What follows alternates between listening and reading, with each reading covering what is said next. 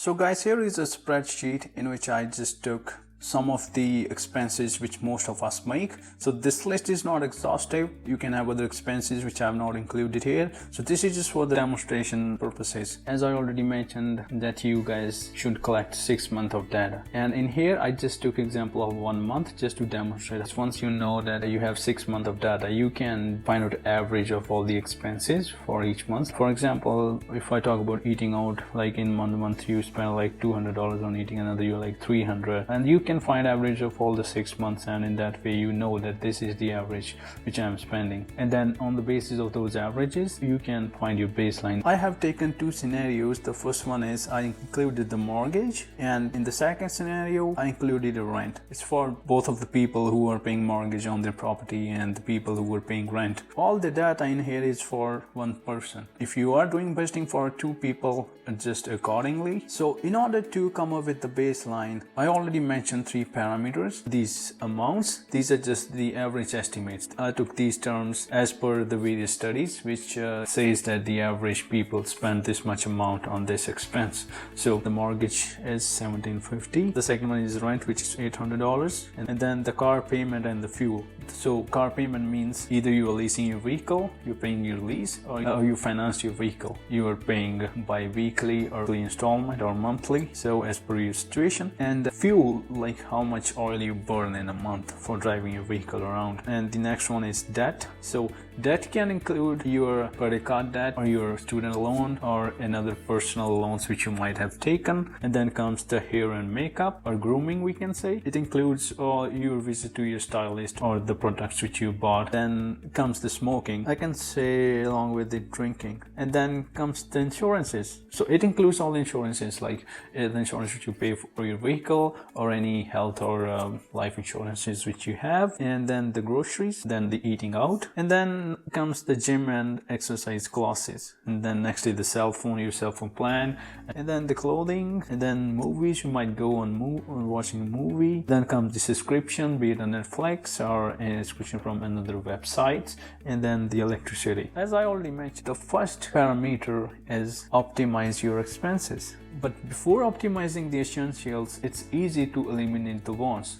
So let's do and try to minimize or eliminate the wants. So what are wants in this? The wants can be gym and exercise classes, because you can watch videos on YouTube. You don't have to buy a subscription from somebody just to teach you how to exercise, or how you can exercise at home. Let's reduce this amount by $40. Like you don't have any exercise classes subscription anymore. So it was for $40. So let's reduce it. Now see your final amount for month reduced to $60 here. The next one which we can eliminate is cell phone. For example, I'm not going to pay $90 on my cell service or as an installment on the phone. So let's say I bought a cheap phone and I just will be paying monthly charges of just service, which some services they charge as minimum as $10. Let's reduce it by $80. So you will be just paying $10 on your cell phone. And then comes the clothing. As I already mentioned, clothing is a need, so we will not be considering that for now.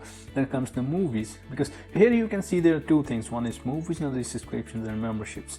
So if you have a subscription of Netflix or Amazon Prime or Disney, why go for watching movie? So in order to save the $50, so let's reduce it by 50, and then you save $50 there straight away. And then subscription and membership, these are also wants, so keep the one which you enjoy most, be it Netflix or Prime or from Apple. So let's say I'm just keeping Netflix, so I'll just reducing $40, then let's reduce $10. And another thing which you can reduce is smoking and drinking, because we can survive without that.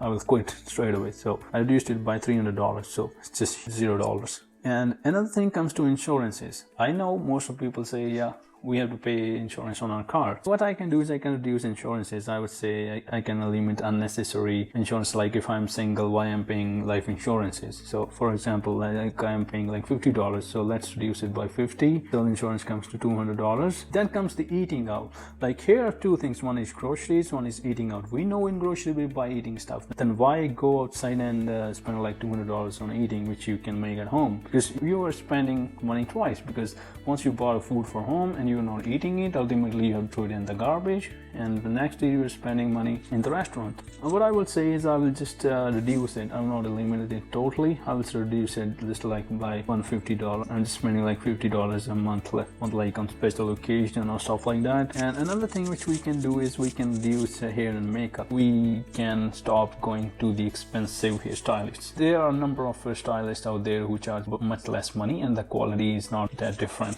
So what I will do is I will reduce it by $200 and I'll just be paying $113. So as you guys might see, this is the way you can reduce unnecessary expenses and it can save you a lot of money. Rent and the mortgage, we can also save from here. If you don't mind living in a cheaper place, but I will say reduce it by $200. We know most of people buy homes way above which we can afford. I will reduce my mortgage by $250, so I will be just paying $1,500. As you guys see that we are trying to eliminate our wants and we are trying to reduce or optimize our essentials. Like I reduce some amount on mortgages.